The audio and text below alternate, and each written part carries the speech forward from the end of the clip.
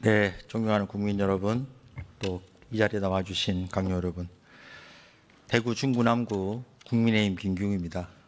먼저 이렇게 의사일정 협의가 잘 되어서 예결위가 정상화된 것에 대해서 반갑게 생각합니다.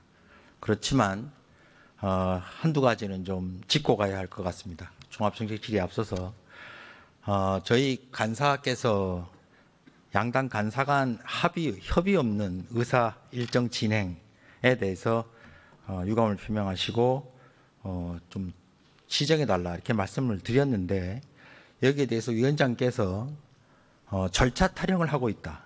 이 시급하고 중대한 문제를 놓고 시간 끌기를 한다. 또 정쟁화하고 있다. 이렇게 말씀을 하시더라고요.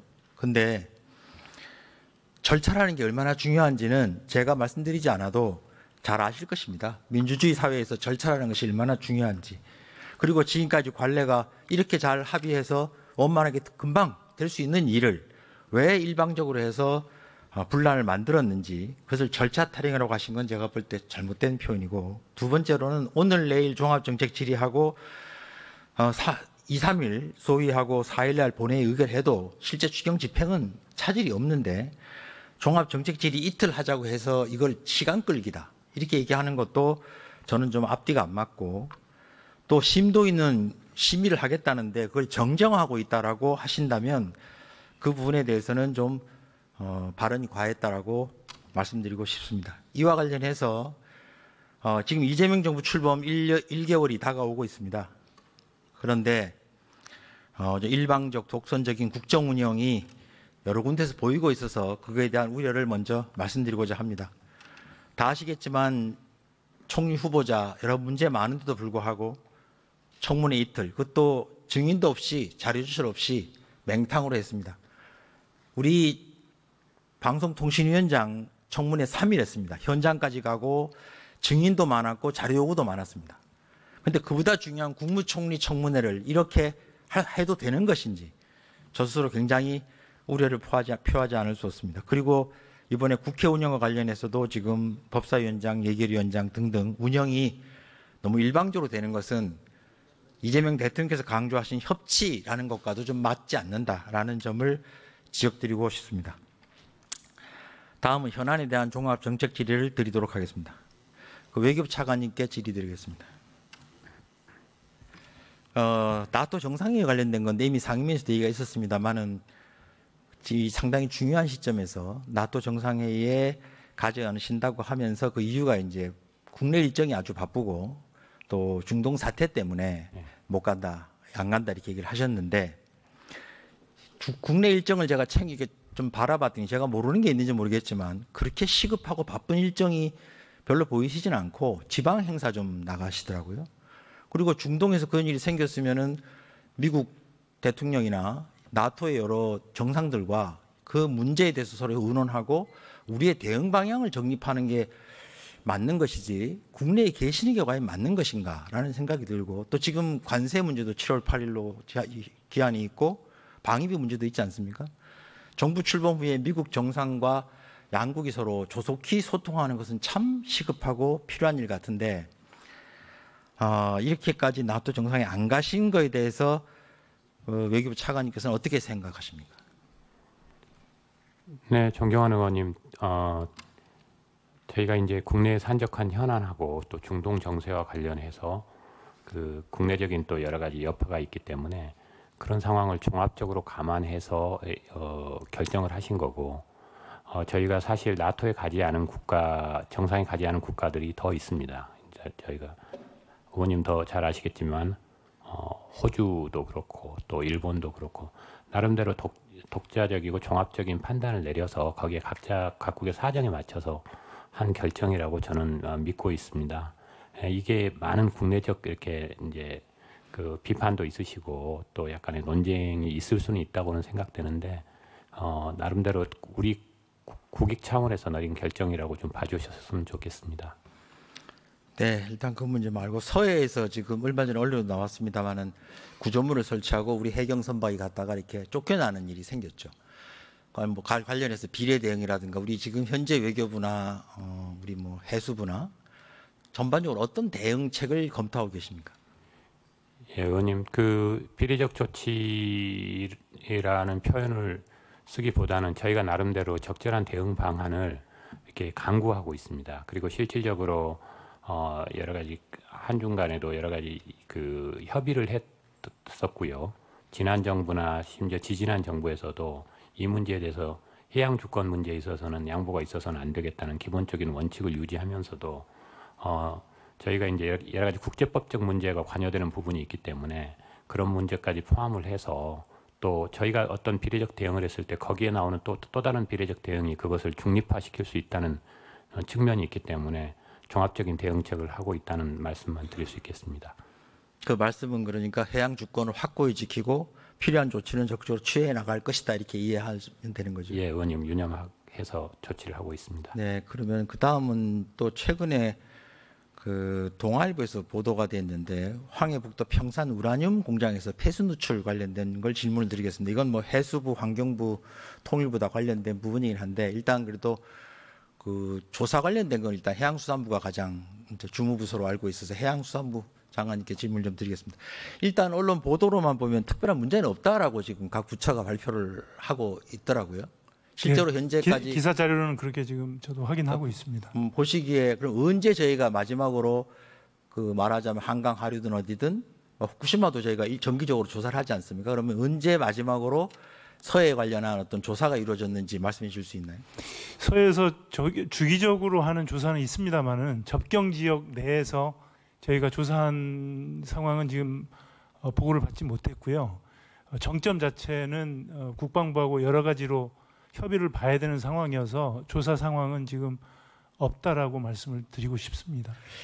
2019년에도 한번 북한에서 이게 나온다고 그래가 조사한 적이 있으시죠? 예, 그렇습니다. 예. 2019년에도 별일 없다라고 발표한 것으로 제가 기억을 하고 있는데, 그럼 지금 말씀하신 대로 접근이 잘 안 되는 지역에 있고 실제로 이제 저희가 안보, 국방부도 그렇고 통일부도 그렇고 여러 부처들이 같이 이제 협업을 해서 적당한 곳에서 측정을 해야 되고 측정 항목 중에도 방사능 관련된 항목도 있나요? 우라늄이 지금 없고요. 없죠. 예, 나머지 우리가 이제 원안위에서 다루고 있는 그 해양 방사능 조사에 대한 위험 요소들은 전부 다 분석을 하고 있습니다.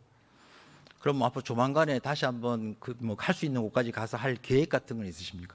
그 기사에서 나왔던 원격 탐사 전문가를 한번 부처에서 한번 뵙고 그거에 대해서 좀 상세한 좀 정보들을 우선 습득을 좀 해야 될 것 같습니다. 그 이후에 저희가 어떤 방식으로 접근할 건지 좀 구체적인 안들을 내놓을 수 있지 않을까 지금 현재는 생각하고 있습니다. 근데 이게 행안위도 있고 해수부 있고 환경부 있고 통일부도 있고 국방부도 있고 하면 이제 국무총리실에서 사실 국무조정실에서 다 같이 이렇게 뭐 같이 회의도 해야 되고 TF처럼 뭘 구성하고 해야 될 것 같은데 그런 계획은 있으십니까?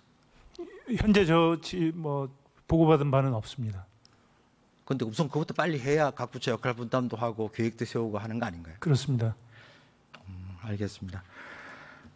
그 다음은 추경 관련해서 하나 질문을 드릴 텐데 태양광 사업 관련해서 이제 이거 산업부일 것 같은데 이미 태양광 사업에 대해서는 먼저 논란도 다 알고 계실 거고 이것이 이제 전력 단가 공급 단가 떨어지면서 사실 이제 20년이 넘어야 사실상 경제성이 생긴다라는 지금 결과도 나와 있고 그래서 지금 이것이 그때 예전처럼 그렇게 열심히 적극적으로 추진할 사업인가 하는 부분에 하나 의문이 하나 있고 이건 또 구조적으로 에너지 변경이라고 하는 사실 좀 장기적 사업이지 않습니까? 그런데 이거를 추경에 급히 지금 급하다고 아까 그 아주 시급하다고 하는 여기 추경에 과연 이 태양광 사업이 들어와야 되는지 그것도 우선 좀 궁금하고요. 앞으로도 그러면 이제 저희가 이 태양광 사업을 해서 이번에 융자주로 돈이 다 추경이던데 그게 보니까 사고 났던 거 과거에 사고 97%가 이 융자 사업 관련된 거더라고요. 그러면 과거에 사고 많이 난 것도 대부분이 이 부분이고 이 사안이 뭐 지금 분초를 다투려고 시급한 것도 아닌 것을 이번 추경에 그것도 태양광 사업 자체가 지금 경제성이 떨어지고 있다고 하는데 굳이 반영한 이유를 좀 설명해 주실까요? 이번에 저희가 추경 취지에 부합하는 필수적인 파트만 저희가 최소한으로 지금 반영을 시켜놓고 있습니다. 그래서 이번에는 저희가 준비한 안대로 갈 수 있도록 정부안에 협조를 해주시길 부탁을 드리겠습니다. 말씀이 꼭 필요하다 하니까 제가 뭐 더 그 부분 따지지 않겠고요. 뭐 끝으로 하나 더 그 외교부 차관님께 이건 저희 상임위 증액 요청했던 사안인데 올해가 한일 수교 70주년이죠. 60주년. 60주년이니까 50주년 때 자전거 투어라고 해서 사업 하나 했었죠. 네, 그렇습니다. 이번에 그게 없잖아요. 예산안에. 그래서 추경으로 지금 10억을 증액을 시켜 왔는데 지금 그 한일 수교 60주년 기념 사업 10억 증액된 그 사업에 대한 설명을 좀 해주시겠습니까? 예, 지금 저기 50주년에 했던 사업에 이어서 60주년에 이제 한일의 이제 사업 구체 내용은 저희들이 확정해 나가겠습니다만은 그 젊은이들이 조선통신사가 가던 길을 자전거로 서울에서 해서부터 일본까지 가는 그런 것을 다시 답사하는 그런 이것을 기념하는 계획으로 지금 준비를 하고 있습니다. 그 제가 듣기로는 그 당시에 젊은이들이 가는 곳마다 이제 환영 인파도 많고 지역 구민들도 나오고 해서 굉장히 효과가 컸다. 뭐 말하자마자 긍정적인 평가가 많이 있었다고 하는데 예산이 반영 안 된 이유는 뭔가요? 신청을 안 합니까? 아니면은 했는데 안 된 건가요?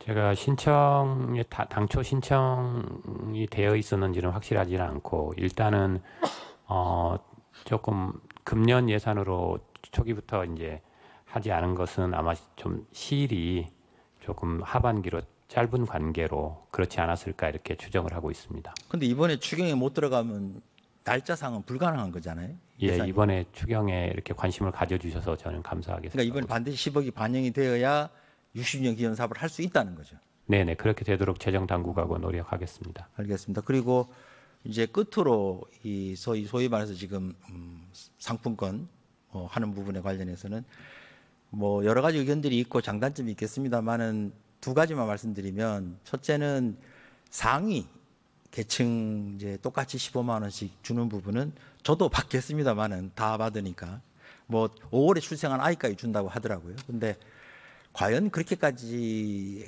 할 일인가?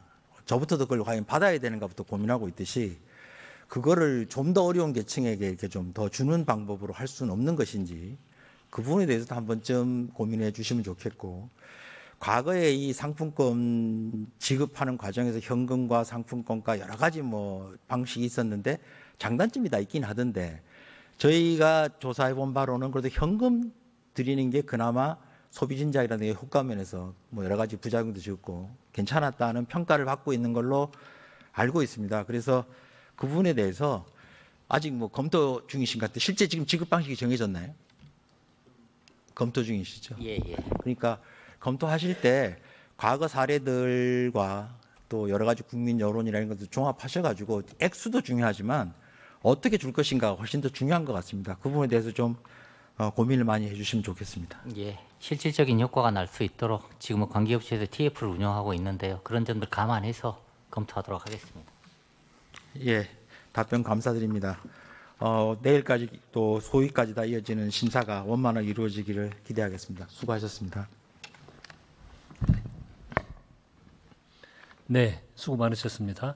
다음은 존경하는 제주시 을 김한규 의원님 질의해 주시기 바랍니다.